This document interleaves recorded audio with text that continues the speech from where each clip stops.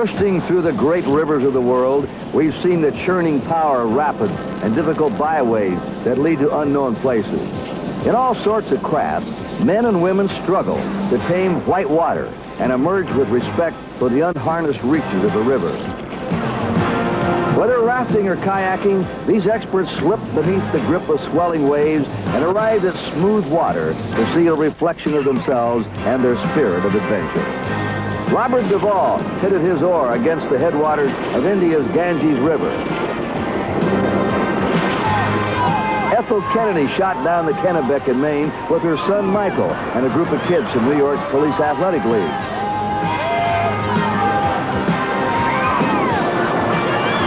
It was a ride that the young ones will not soon forget.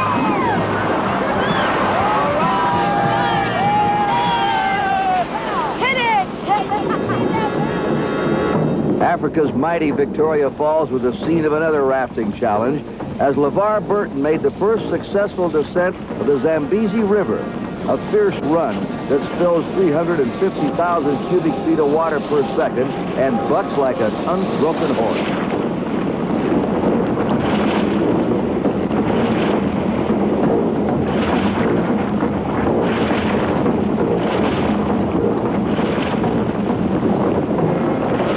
From the raft into the jade-colored fury of the rapids, LeVar was lucky to emerge without injury. All in all, it was... I don't want to do that anymore. I'd rather stay in the boat from now on. Rafters weren't the only ones who got a stiff-arm welcome in uncharted rivers. Kayaker Ken Lagergren and others made the first sanctioned run of the Niagara Gorge below Niagara Falls in 1981.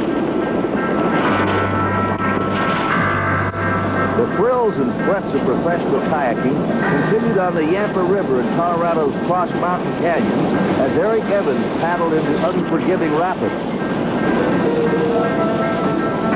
Tully Erdman followed and steered his knife-like craft into the consuming swirls that broke with the force of waves on a beach.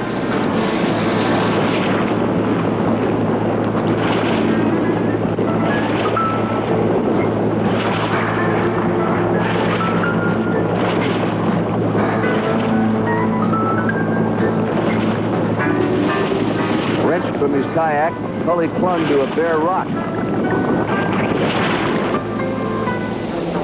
The Arun River gains its surge from mountain streams that flow out of the majestic Himalayas in Nepal.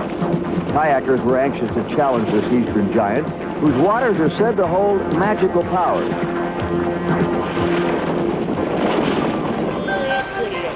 There's a special personality who gave a unique meaning to the sport of river running. Dr. Walt Blackadar. His zest for challenge was shaped by his experiences on the water. Yet none was more frightful than his near drowning on Alaska's wild Susitna River.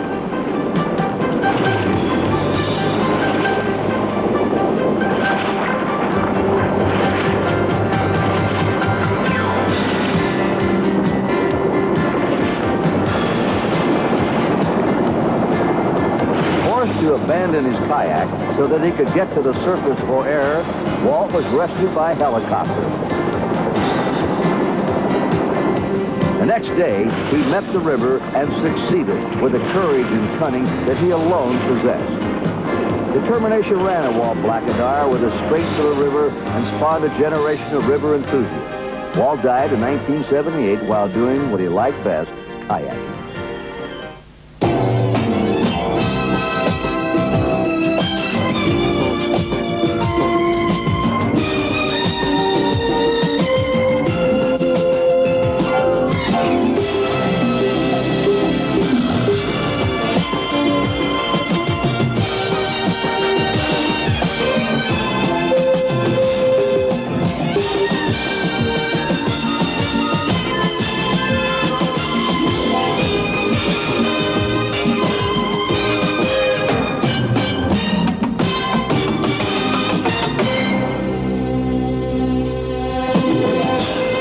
American Sportsman is brought to you by Old Spice, clean, classic, and unmistakably masculine. And by Wagner, the right tool for painting. The river is Stikine. its course parting the southern mountains of British Columbia to expose a splintered gorge where rock and thyme crumble beneath the angry swells. The narrow passage between granite walls increases the violence of 10,000 cubic feet of water tumbling along the steep riverbed each second. For the first time, 5 kayakers have come to challenge the mighty Stikine. From San Francisco, 27-year-old Rick Fernald. Veteran kayaker John Wasson, a 32-year-old resident of Idaho.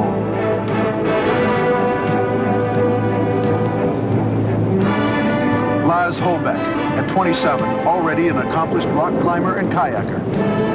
And 33-year-old Don Banducci, the senior member of the team with 10 years kayaking experience in Alaska.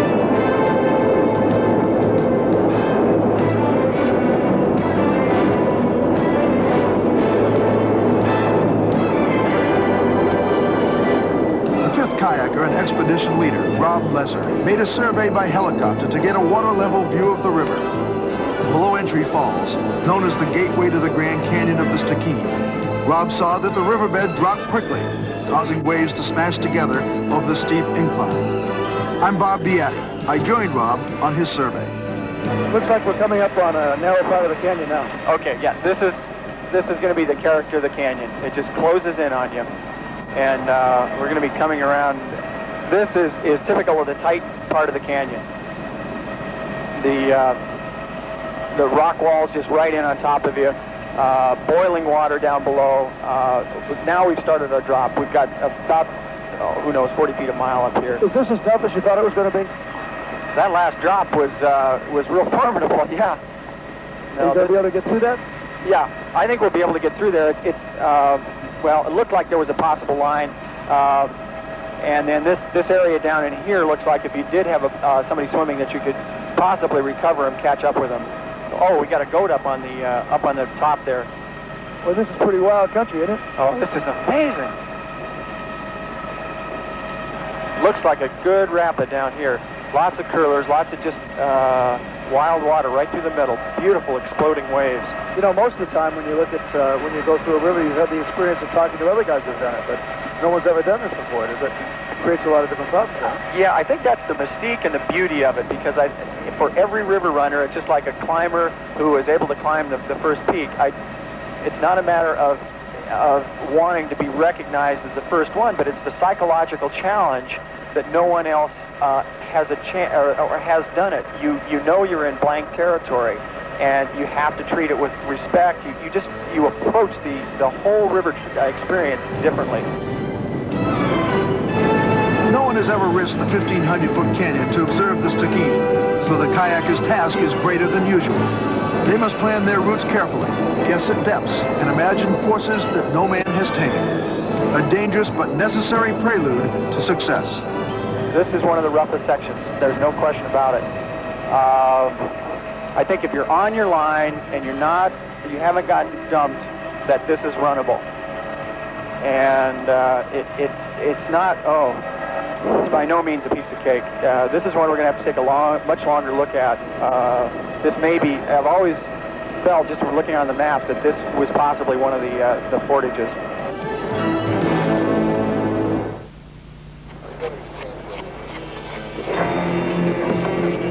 Above Entry Falls, Don Banducci prepares his craft for the turbulent Stikine. He installs polyethylene hip pads to reduce the slide of his body in the boat. With a pop riveter, he secures knee braces on the inside of the kayak. A specially reinforced skirt of neoprene acts like a wetsuit to keep water out of the hull. Vested with special life preservers, the kayakers move through their warm-up exercises. They test the river over a small rush of water.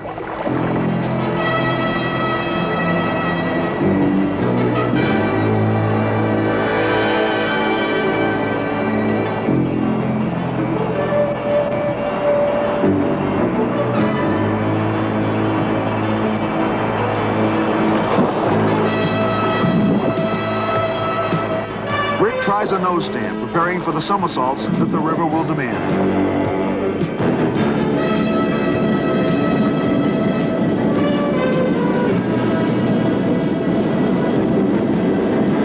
Lars Holbek will make the first run through Entry Falls.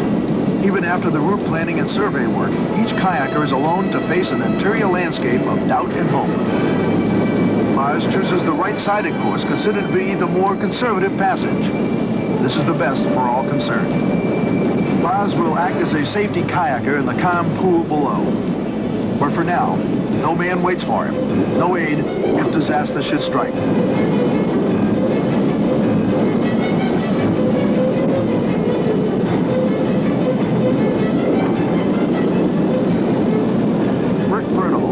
Second man through Entry Falls takes a middle course.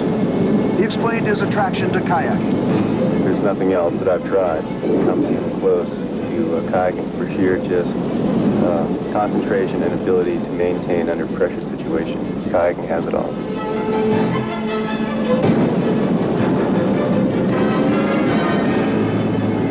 Now John Wasson with a pioneer spirit. To be an explorer, that's what I like. To go to a place that if nobody's been there before, that's the icing on the cake. If it's the only way to get into a place nobody's been before, that's why we're here. None of the people around here think it's possible. I mean, they say that trees go in and that kindling comes out the other end. Each kayaker has passed the crucial test of the first rapid, but greater swells await them. Fernald is first to go through the section that the kayakers call Wicked Wanda. As they pass through this cauldron of water, they feel that naming it somehow brings them closer to dominating it, though the river might disagree. Next comes Don Banducci, starting off well.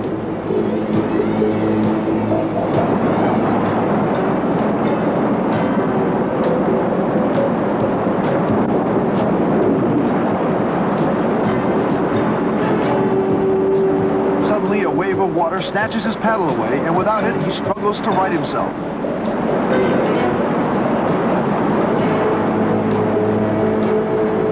In the end, he is frustrated but safe. Now Rob Lesser faces Wicked Wanda.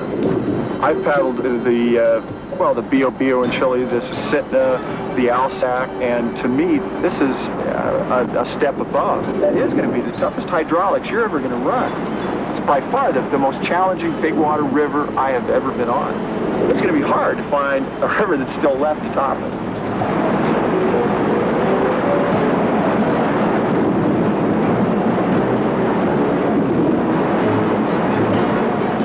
Last to come is Lars Holbek, going right into the most difficult white water. The Stikine gives him a crushing welcome. Lars comes out without his paddle.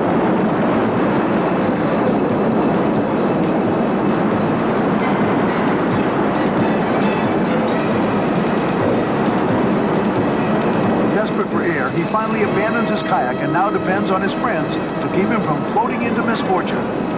Even his own craft becomes a deadly enemy.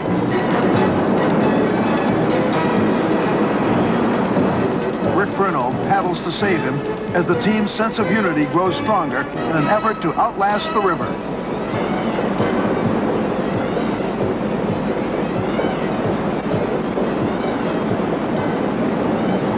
After a day's heavy rain, the river heaves in muddy swells and the kayakers make their way down to the next confrontation. Here in a stretch yet unnamed, the steep slope of the riverbed sucks the water downward in endless white curtains that converge to form a suffocating rapid. This is the greatest challenge yet. Choosing the correct line of descent will mean the difference between failure and success. Rob Lesser will try it first.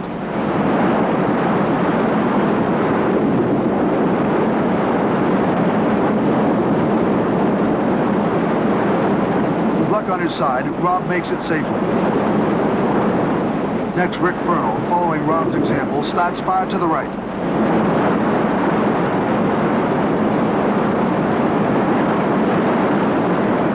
Now it's John Wasson. He assesses the current and his line of descent before committing himself to a course.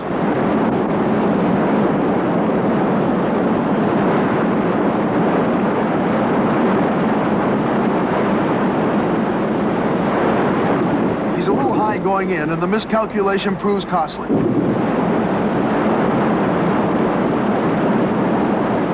John is sucked under and swallowed by the boiling water. He remains submerged for a dangerously long time. Again, the group is forced to rescue one of its members. They paddle away to rest for a while, glad to know that each man is safe. John, what happened to you out there? I didn't see much.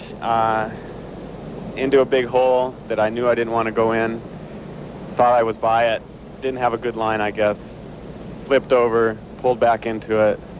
The lights went out. And the next thing I knew was a long time later, I was coming up to the surface. Day.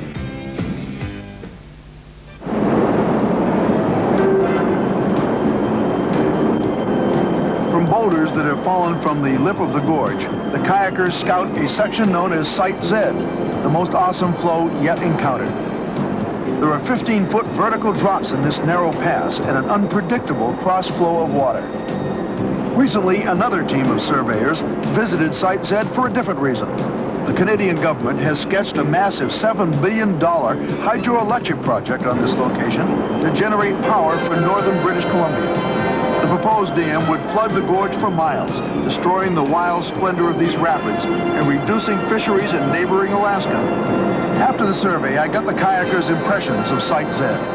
Well, undoubtedly, we've had some problems upstream, John swim and what have you. I personally, there are too many problems if you run the center part, run it right from the top, so I plan to get on about halfway down and go from there. Yeah, you know, I got back in and didn't feel really the worse for wear, but what it boils down to is all that I've learned about running rivers and doing them safely doesn't add up to running that rapid. I think if you started at the top and went out there and got thrashed, you'd end up at the bottom and you'd probably be alive, but I'm not going to try it. The decision is made to portage the hostile entry to Site Z and put in a quarter-mile downriver, where the rapids look more predictable. The men haul their kayaks over the rocks, their feet printing the granite with the first human shapes ever known along these shores. The lower reaches of Site Z have all the constricting rush of the upper section, without its rock hazards and twisting currents. Once again, the kayakers are careful to scout a line of descent as they dip into the water. Because they have no previous opinions to rely on, they must trust each other on their discovery of this rocky region. Lars is first through Site Z.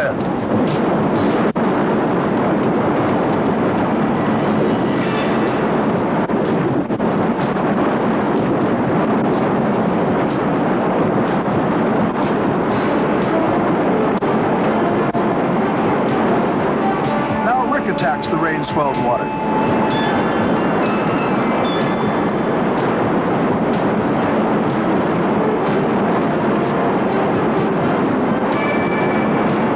Don Banducci takes a last look at the ever-changing rapids and paddles into the swirl.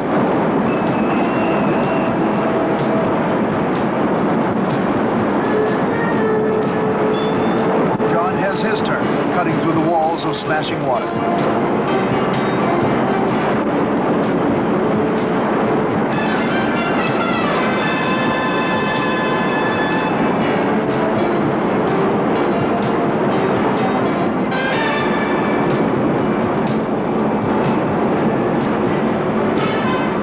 Don further along his run, the white web of water pulls him into its danger zone.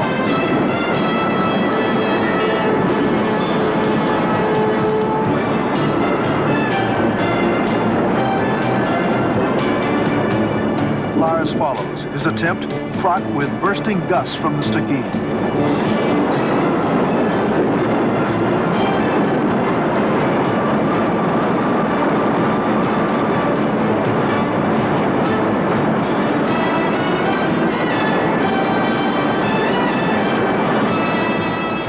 Site Z, the Tanzilla tributary enters the main river from the right, and both flows braid together through a pass 6 feet wide.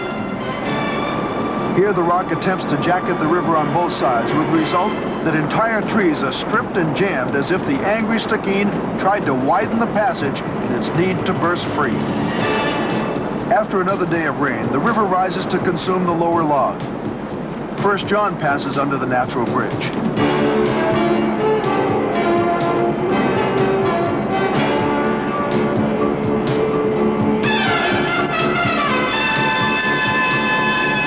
Then all the others face this final test of precision. In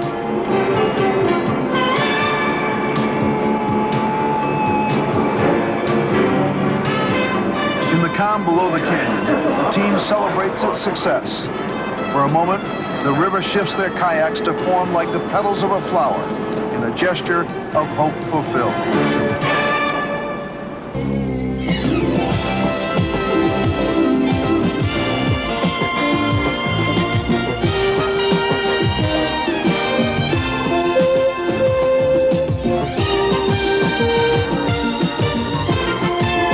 American Sportsman has been brought to you by Midas, with over 1,200 Midas muffler and brake shops from coast to coast. And by Vicks Sinex, with instantly penetrating vapors. Complete relief for hours and hours. Travel arrangements made through and a promotional fee paid by United Airlines. United flies to Hong Kong from more top business centers with 3-class Royal Pacific service. Stay tuned next, except on the West Coast, for the season premiere of the United States Football League on ABC. This has been an ABC Sports presentation. In 1984, the Olympic tradition continues.